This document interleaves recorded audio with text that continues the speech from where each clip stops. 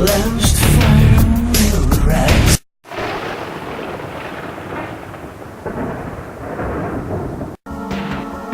The last fire will rise behind those eyes.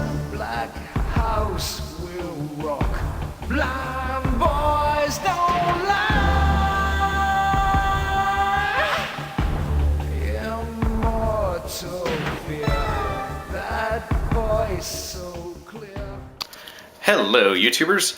So today I wanted to talk to you about a Ghostbusters game that you can get on your smartphone. Now, funny enough, I actually work in IT, in a sort of an IT position, and that's what I went to school, went to college for. That's my my career path. So I'm like a tech guy, but funny enough, I kind of resisted getting a smartphone for a long time because I just found it kind of annoying, the idea. I really just needed a phone to be a phone and, occasionally to send text messages to friends.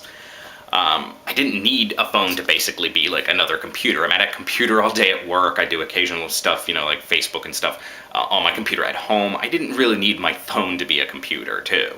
But I felt like, eventually I was going to have to break down and finally get a smartphone, so I wound up getting the iPhone 5S. And I do have to say, now that I have it, I do really love it. And one of the reasons is you can get all sorts of awesome games. Now, of course, you can get games on other phones, on dumb phones, as I call them. Smartphone, dumb phone, get it? But just not as good of games, and a lot of games are only available for smartphones.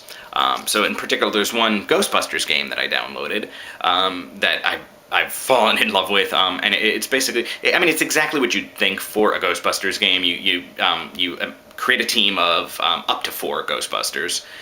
You can get the original Ghostbusters themselves: Peter Venkman, Ray Stantz, Egon Spengler, Winston Zeddemore, but you have to buy them.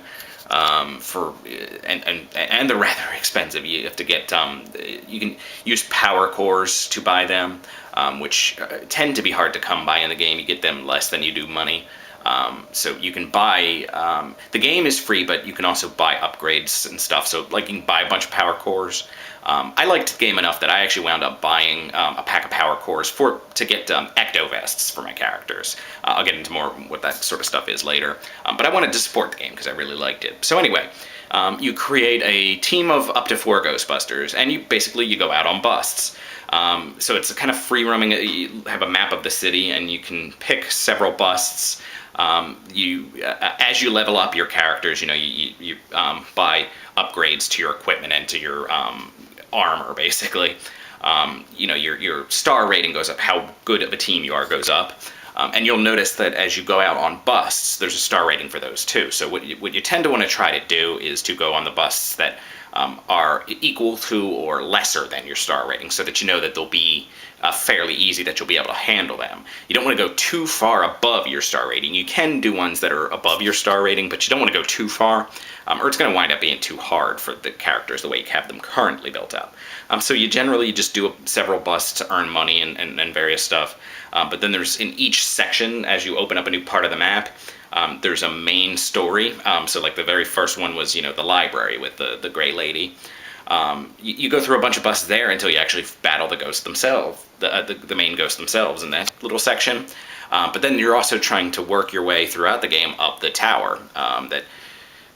It's going to be like the main story of the game. So I'm in the middle of the game. It's a lot of fun. It is awesome. I highly recommend it. There's a lot of little neat little tips and tricks. Like, for example, one of the things I'll tell you, as you're busting ghosts, each of the Ghostbusters have 3 abilities that they can use, and they have to charge up as you're on a bust. So obviously, with the one that takes the longest to charge is their best ability. One thing I will recommend to you is the very second that you get to a bust, even before there's a ghost that shows up on the screen, have your scientist healing people. They obviously, when the bust hasn't started, there won't be anybody to heal. The other thing is have your scientist heal even when there's nobody to heal.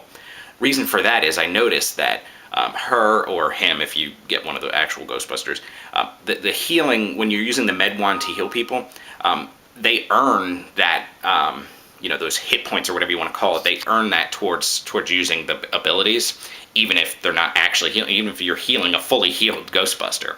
So every time you don't need the scientist to bust ghosts, use the scientist to heal other ghosts.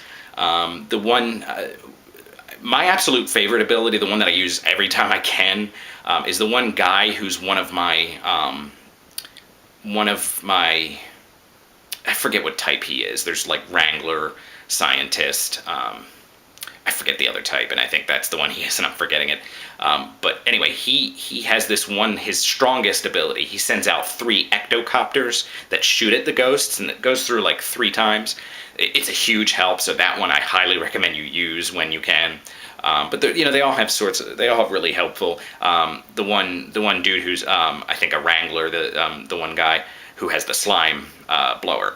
I use him a lot for the ecto bubble that he puts on the team, which just gives you a little bit of a boost in defense. So I tend to use him for that one a lot. So there are various abilities. Try them all out. They can really help you in a particularly tough bust. Anyway, so in general, like I said, the game is a lot of fun. As I was mentioning, you can earn upgrades to your equipment. You can there's also certain like temporary equipment that you can use that'll give you a boost for X number of things, and you can buy those either for money or power cores. But there's also things that you can get permanently. So like I said, for a certain amount of money, you buy, for example, an ecto vest, and that just gives you a boost in your defense. Or you can get things that will give you a boost in attack and stuff like that. And the real expensive ones are permanent. The lesser expensive ones tend to be for maybe 10 busts or something like that. But the game is a lot of fun. I highly recommend you download it if you don't have it already. I absolutely love it. Okay, thank you, YouTubers. Have a nice day.